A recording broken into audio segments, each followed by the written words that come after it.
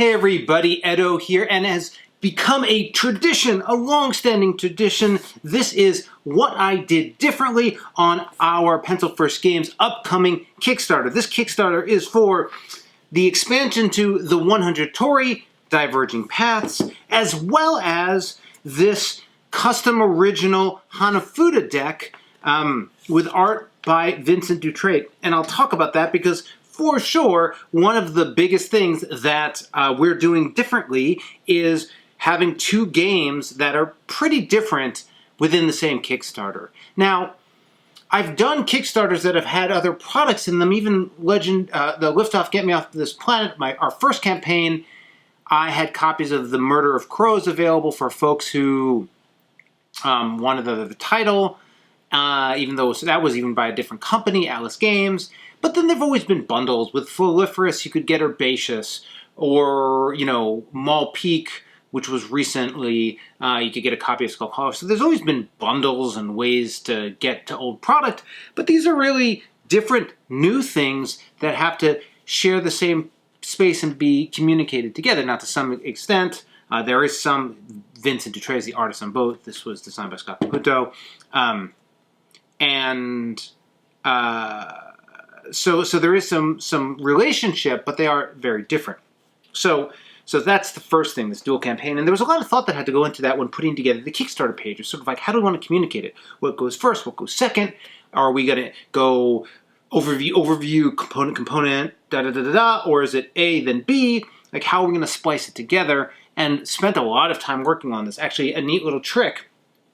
If you find updating Kickstarter to be a pain, which you must if you've ever run a Kickstarter campaign, what I've started doing recently is, in the last few campaigns, is creating a PSD, a file, where I'm just putting the art for the Kickstarter page in and moving it around and adjusting it. And so, like, building out the entire page off of Kickstarter, and then once it looks really good, moving it over. It's so much faster. It's so much easier to iterate on. If you do Kickstarters and that's the only thing you take away from this video, that's a super valuable thing.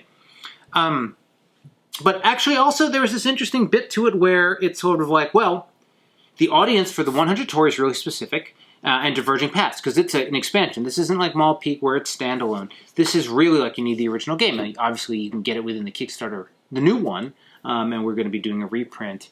But, it's not something, it's a pretty specific audience. Again, it'll reach out. There'll be players who didn't play the original, who can't get access to it. I mean, that exists. But I think, who is this product for? First and foremost, it's for people who got the original, and that audience isn't huge. It was a successful campaign. We sold just about that whole print run, but it's not like, it wasn't a monster title. We launched into the pandemic, which was super challenging for it. So I think it's more. Now, Hanafuda, on the other hand, is actually a pretty large audience. There are even Kickstarters for custom Hanafuda cards, but it's also centuries and centuries old game. I mean, essentially, if you're not familiar with Hanafuda cards, this is like a very traditional Japanese deck of cards, which is very different from like a poker. It's like equivalent to poker, but basically gambling was banned in Japan, and they wanted to make cards that didn't have numbers on them, sort of to get around it. So they started to produce these very artistic cards that had set collections based on flowers and months. So it's 12 sets, it's 48 cards, 4 cards from each month, so 12 times 4. And actually, Nintendo originally printed these cards before video games. And I was introduced to it through Nintendo, the Nintendo Player Club. You could get a Hanafuda deck from them, which are somewhat traditional versions of the cards, but and they're these hard cards, but with Nintendo characters on it. Played it, loved it, proceeded to learn a lot about it along the way. So that's all. In some ways, it's a large audience. So ultimately, actually leading with Hanafuda, because and also like, I think people might not know what to expect here, but if you're like, I love the 100 Torii, which you should, I want the expansion, I feel like you just zone in on it. You're like, where is it? There it is. Where somebody might be a little bit more curious about this. So that was really the big thing. And again, the layout going between A, then B, or A, B, B, B, what we ultimately did is like we have an overview of this, and then an overview of this, and then some components. We sort of oscillate back and forth. A lot of real estate, tried really hard to compress it, but it's a very long page, which is something to consider.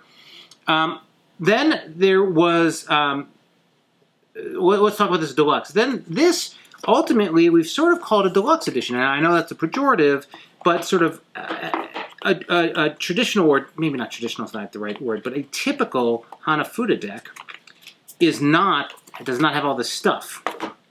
So it often comes in a container like this, not always, but here's one. I mean, I have a collection of these. Here's a different one, but it's the harder cards. And then typically, it might not be in here, but there's like a little folded up small rule, maybe in Japanese, maybe in English, hard to read. No, sometimes they have diagrams, but pretty limited. And we really wanted to do a nice job. So we have all the cards. I'm making a mess here, but we have all the cards with this incredible art by Vincent Dutrait. And these are actually not open right now, this prototype, but these are the same hard style cards as those, which are actually fairly complex to make. And we wanted them to ship safely. But then we have like a full color rules with lots of diagrams and information about how to play. This was something really important. Like, part of the job was like actually saying, like, how could we make a modern rule book for this traditional rule set? There's all these variants in them as well, so we have actually a book with variants in it. So we did that.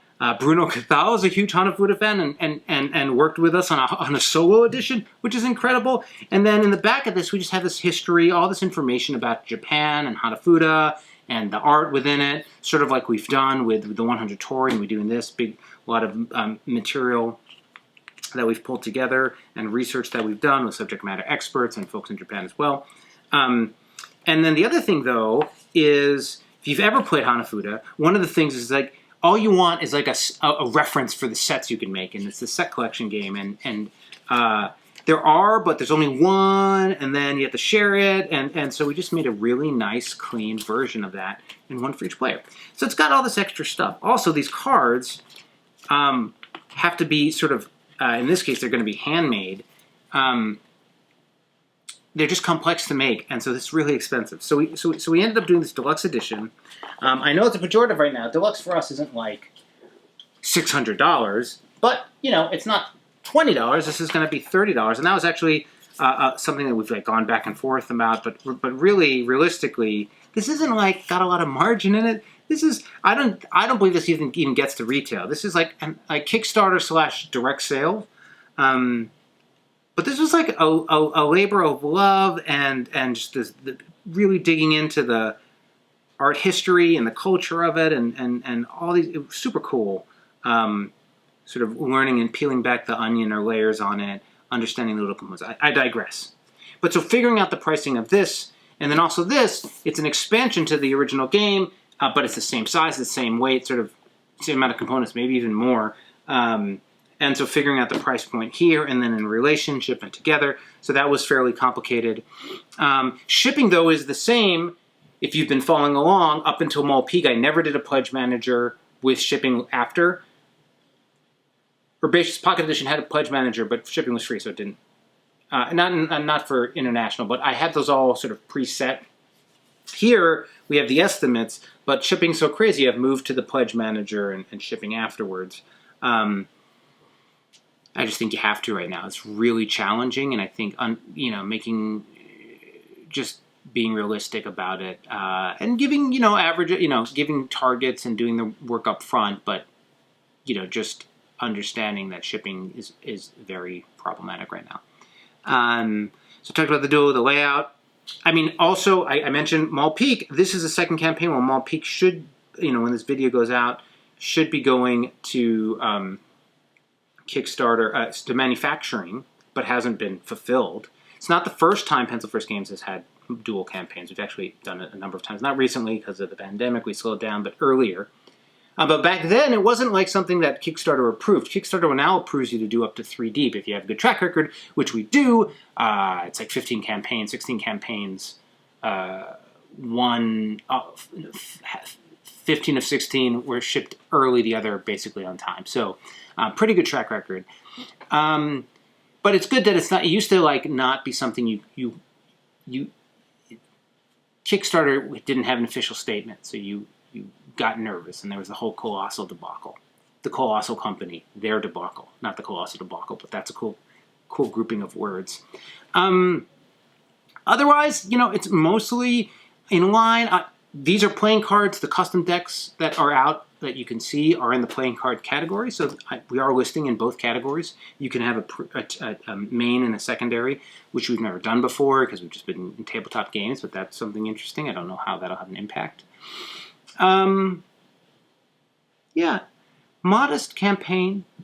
I think this is a pretty specific audience. This, as I mentioned before, is also a specific audience. The pro/con of having something that's many components of which are essentially made by hand and outrageously expensive is that it doesn't really matter if I'm making 100 of these, 500 of these, 1,000 of these, 2,000. They're all crazy expensive. So like I'm able to have sort of a low target because if either of these are limited, I can sort of balance it out and just do a very small run. But a lot of stuff, this is sort of like, this will be a really interesting campaign. I think, again, a modest one. Not, I don't look at this and say it's going to knock it out of the park. This is a fantastic addition to the 100 Torii, which is a great game. And this is a really special version of a classic, fantastic, traditional game, which has a lot of meaning to me in terms of the Nintendo history and playing it in Japan while I lived out there, and just all sorts of stuff. So, campaign is July 12th. It's coming up.